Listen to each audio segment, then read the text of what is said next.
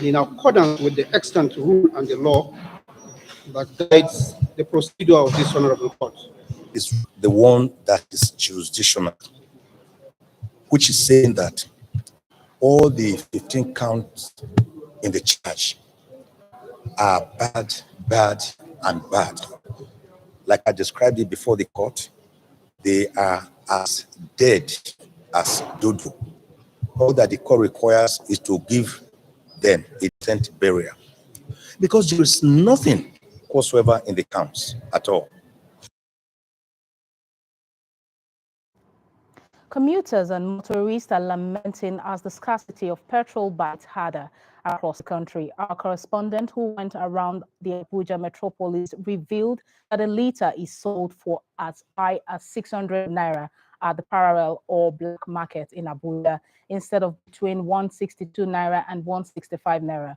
Queues have continued to grow as some petroleum marketers admitted scanty loading of product from depots. Commuters in Abuja were stranded and expressed dismay during interviews with our reporters. They asked NNPC and other stakeholders to tell Nigerians the real problem. It was observed that most filling stations along Kubwa, Bega, Wuse, and other satellite areas of the Federal Capital Territory were not dispensing the products to motorists.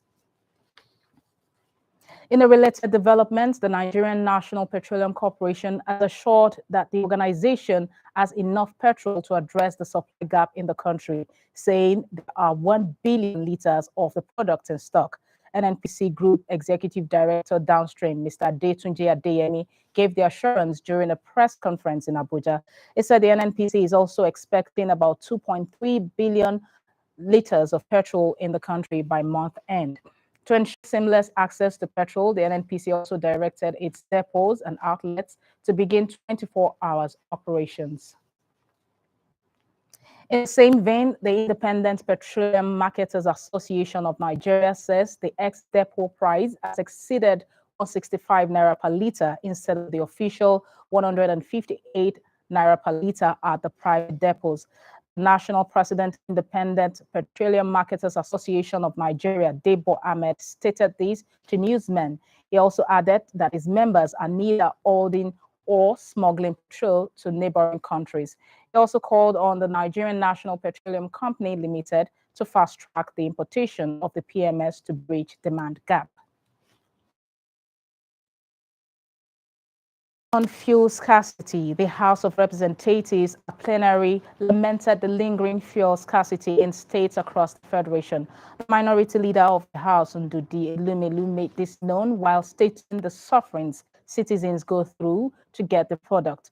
Also at plenary, the House unanimously moved in favor of a motion to probe the invasion, siege, unlawful arrest, and wanton destruction of lives and property in 5 communities of Ehia Zoo local government area of Imo State. Correspondent Grace Ike has these reports and other reports from the Great Chamber. Ordinarily should take citizens 5 minutes to purchase premium motor spirit now takes a whole day to buy the product, with black marketers having a few days. This latest development that has lasted for over 3 weeks is causing traffic gridlock at filling stations in the FCT. Worried with this ugly trend, the minority leader of the House of Representatives is concerned that the House must act fast to save Nigerians the stress and pain.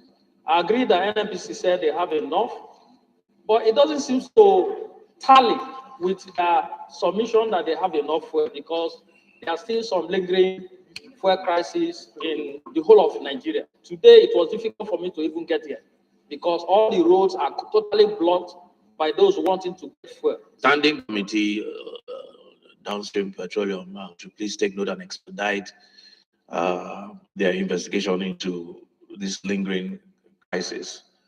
Thank you for that. It remains to be seen how the committee will wake up to its responsibility and bring to end this disturbing trend.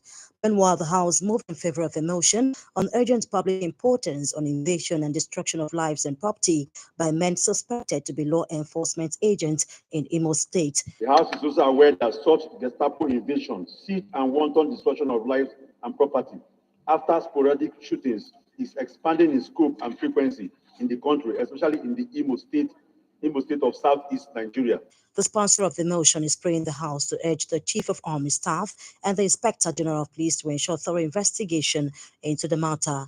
Without thorough investigation is not only unhealthy for democracy, but also intolerable affront of fundamental human rights, especially where law enforcement agents can recklessly invade, attack, destroy, maim before coming up with some frame-up to rationalize extrajudicial activities. The House also resolved to mandate the Committee on Police Affairs and the Committee on Army to ensure compliance and report back to the House for further legislative action.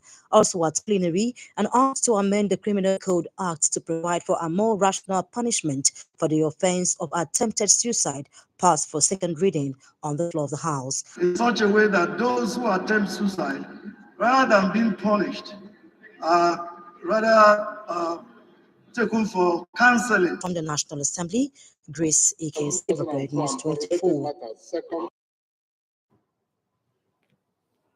In the meantime, the Senate has received a request from President Muhammadu Buhari to amend the 2022 Appropriation Act passed by the National Assembly in December 2021. The request was contained in a letter read during plenary by the Senate President Ahmed Lawan. The president also requested that an additional provision for 2.57 trillion naira be appropriated by the National Assembly to fund the petrol subsidy in the 2022 budget framework, which was revised to provide fully for PMS subsidy. Senate correspondent Appropriation Act amendment topped the agenda. To increase by 45.85 billion naira due to additional domestic debt service provision of 102.5 billion naira net of the reductions in statutory transfers by 56.67 billion naira as follows. Accordingly, President Buhari in the letter says it is imperative to remove all capital projects that were replicated in the 2022 Appropriation Act. Following the suspension of PMS subsidy removal, the 2022 budget framework has been revised to fully provide for PMS subsidy. An additional provision of 2.557 trillion naira will be required to fund the petroleum subsidy in 2022. The Senate also received a bill transmitted by President Muhammadu Buhari seeking to establish the Civil Defense, Correctional, Federal Fire and Immigration Service Board. Pursuant to Section 58, Subsection 2 of 1999 Constitution of the Federal Republic of Nigeria as amended, I forward here with the Civil Defense, Correctional, Federal Fire and Immigration Service Board Bill 2022 for the current consideration of the Senate. President Buhari in the letter also explained that the request for the passage of the bill was made pursuant to the provision of Section 58, Subsection 2 of the 1999 Constitution as amended. The National Assembly Committees on Review of the 1999 Constitution have assured the country's labor union that it is not pushing for the moving of issues including the minimum wage to state governors and state houses of assemblies to decide their fate. Deputy Senate President Ovi Omar Agege and Deputy Speaker House of Representatives Ahmed Wase, who are chairmen of the committees in both chambers, gave the assurance while playing host to a delegation of labor union leaders at the National Assembly. Omar Agege and Wase dismissed the claims by the NLC President Ayuba Waba that the Constitution Review Committees have finalized plans to move labor matters from the exclusive to the concurrent list. Waba, as such, said the move will constitute a major security issue and also affect industrial harmony. For the sake of also our national security, interests, and industrial harmony, labor should not be devolved to the states. The reason for Nigeria's relative industrial growth, industrial evolution into investment haven, are largely attributed to the willingness of Nigeria to subject itself to international labor standards, norms, and practices. That whatever is not ratified by the parliament, maybe the spiritual matters, issues. These are the ones possible that we want to say. But you also use the International Convention or whatever convention is coming. Nobody will put it down. And that's no need to clear that.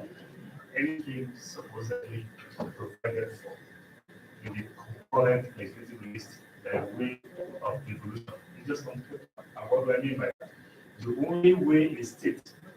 be given the power under the umbrella list. The only way they can make any law with respect to any of these issues is only one, if that area has not been covered, by the federal government, and we call that the doctrine of coverage. To increase impact and promote inclusive development, especially in rural communities through a newly established platform, is engaging communities to get involved in budgetary, capital expenditure, and constituency projects in their respective communities. Country Director of Budget, Gabriel Okeowo, while unveiling the platform in Abuja, said it will create awareness and help citizens track public projects, thereby catalyzing communities' impact. Correspondent Favor Basiotu reports.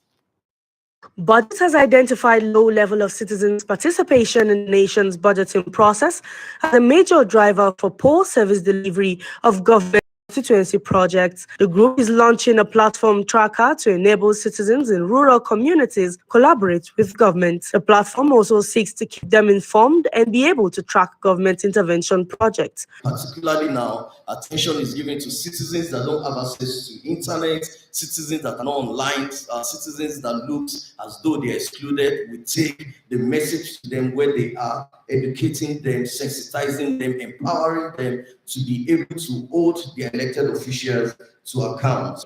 So the goal is to build citizen capacity on public projects around them, and so that they can take ownership. Because over time, Nigerians in rural community, they have little or no idea about constituency project. So when they see a project in their community, they always believe that those that are elected into public office, they want to use their own personal money to fund this project. So our work is to build their capacity, to make them understand that these projects are taxpayers' money project. So they have every right to engage their representative to ask for how these funds are being expended. Between January 2020 and June 2021, the group has tracked 1,439 federal government zonal intervention projects, out of which 662 have been completed, 21 abandoned, and 357 have unspecified locations. To further curb these laxities in implementing constituency projects, the group is calling on lawmakers to get the people involved. Lawmakers should first of all reach out to their constituents to ask them, what do you want? Because citizens' participation will increase service delivery in communities. You understand? So when there's citizen participation, from there, the lawmaker, they can tell the lawmaker, this is the project we want. Because if you look at the constituency project, just like I already said, over 59 billion is being expended for empowerment. So you have less of capital projects like roads, schools, and health centers. They are promising to continue monitoring the execution of projects that directly impact citizens, as well as encourage them to engage the government in demanding for accountability. Favor Basiotu, Silverbird News 24. You're watching Newsblitz, reaching you live from Abuja. We'll be back with more reports after this break.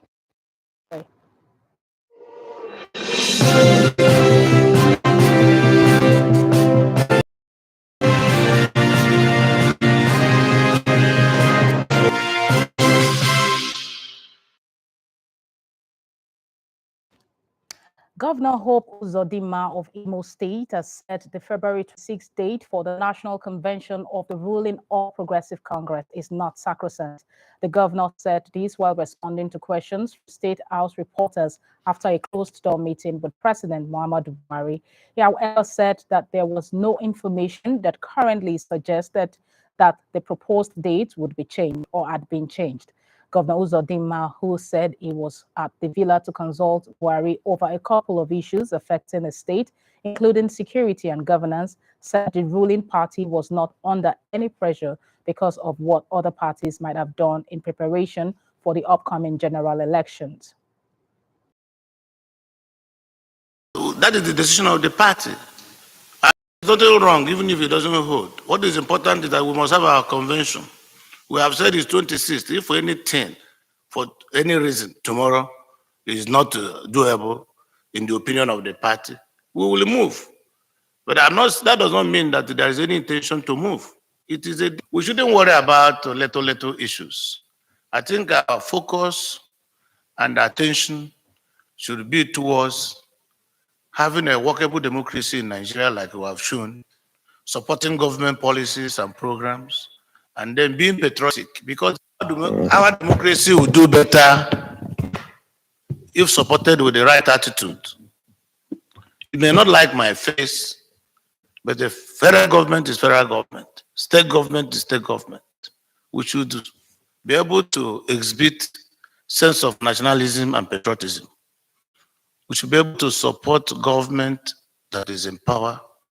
Today, the president, even though produced by APC, is president of all the political parties in Nigeria and the government of all the political parties in Nigeria. This mentality of war. Politics and democracy is not about war. It's about ideology and the ability to sell their policy and the people who buy into it. So I'm confident that our party, contrary to the expectations in some quarters, will be stronger and stronger as we make progress.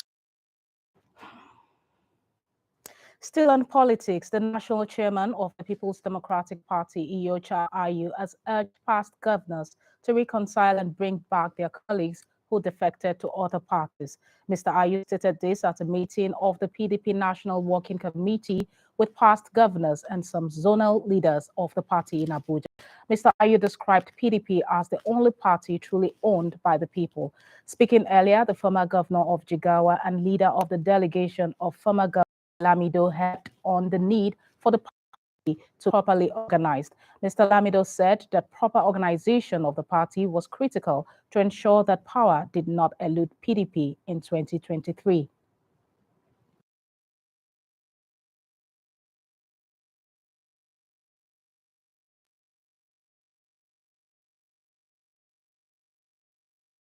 But then we have to be seen to be united first as a family. Nigerians are watching. Our friends and colleagues in other political parties who are colleagues are there waiting for us to see which way we move. If they see a party which is united, which is a Nigerian party, which is organized, which is inclusive, they are more than welcome to come and be in touch with them because APC has perished.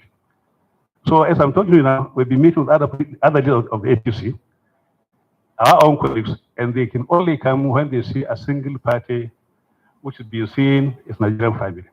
First task I will give you immediately is to reach out to other of your colleagues who benefited from this party enormously and abandoned the party.